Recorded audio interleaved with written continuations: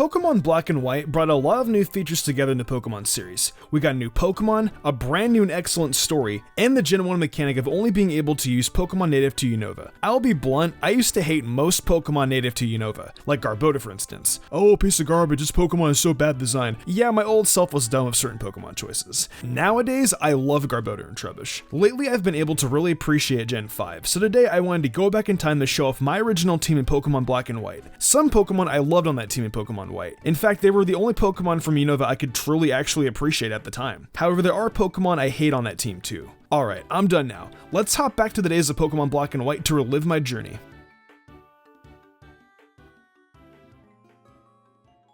So my starter for Pokemon White was easily Snivy. I think the Snivy line is the cutest and best out of all the Unova starters. That was also back in the mindset where I could choose any of the grass starters. Turtwig, however, ruined that for me, as you guys remember from last week's Sinnoh video. But then Snivy came and revitalized my passion for grass types. Serperior just has that sleek snake design that I love, and I love the fact that Snivy and Servine have feet to start off with. It's such a diverse and beautiful evolution. Also, I should have mentioned that a big reason why I chose Snivy is because of the anime. Ash's Snivy was literally adorable. I didn't get my copy of White until later when that episode came out. I should add that as well.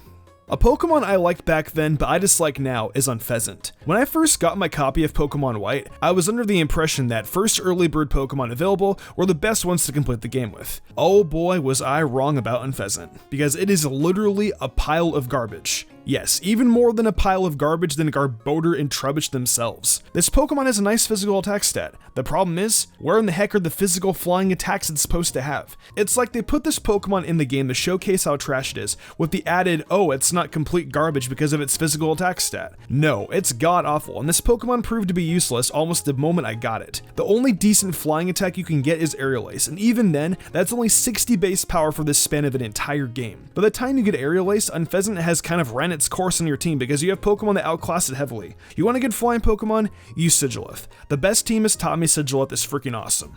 Seismitoad may not be as great as Quagsire or Swampert, but for being limited to only so many Pokemon, it suited its purpose very well. The only weakness it has is grass, and only having that weakness made Seismitoad the best wall Pokemon on my entire team. Time and time again, it rescued me from sheer destruction. It walled off so many powerful attacks for me. Fun fact, the reason I actually caught Temple originally was because of how it looked. You tell me, what do you think? Wouldn't you catch a Pokemon based off of a tadpole and have it evolve into the cute Turpinista as Seismitoad? It's one of the best water Pokemon to have in Unova, and one of the best walls you can get too.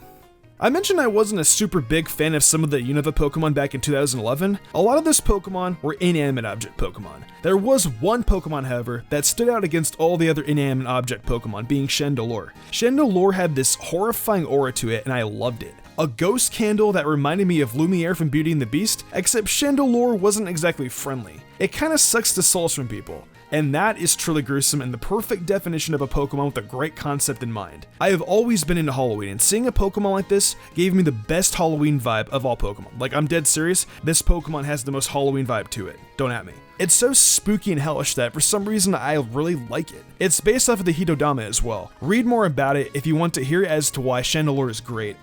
I mentioned earlier that I chose Snivy after I watched the episode where Ash caught his. Well, I did that for another Pokemon on my Unova team, being Scraggy. I wanted a fighting Pokemon on my team with a way of getting rid of psychic Pokemon and other dark types in the process. Scrafty did that job well. I love the different moves you can run with Scrafty, such as setting up with Bulk Up, and having the opportunity to pick up great moves on both sides of its typings. You get Crunch at level 38, and you get moves like Brick Break relatively early on too. I also prefer Brick Break over High Jump Kick because I don't like the opportunity to miss. It kinda hurts if it misses, like it crashes in the wall and you guys know what happens after that. But yeah, Ash's Scraggy had the comedic effect added to my decision in choosing it. That's one of the main reasons I chose it on my team. There's also the distinction of how Scrafty looks like a hoodlum and a thug. It makes sense because it literally is the hoodlum Pokemon. I absolutely love spiders. The moment I saw Joltik and Galvantula in their reveal, I wanted it on my team so bad. I am glad I got to use it because Galvantula I think is my top 3 favorite electric type Pokemon. Joltik was so small and tiny too. I wanted to pick it up and just pet it. I can imagine just having somebody just look at this little thing and never find it because of how microscopic it actually is. I honestly don't really have a true reason as to why I chose Galvantula. I just really like spiders and I like electric things. Well, that was the first team I used in my copy of Pokemon White. I have a love and hate relationship with this team. Unfezant can take a hike, but hey, I guess it did help me out in some way.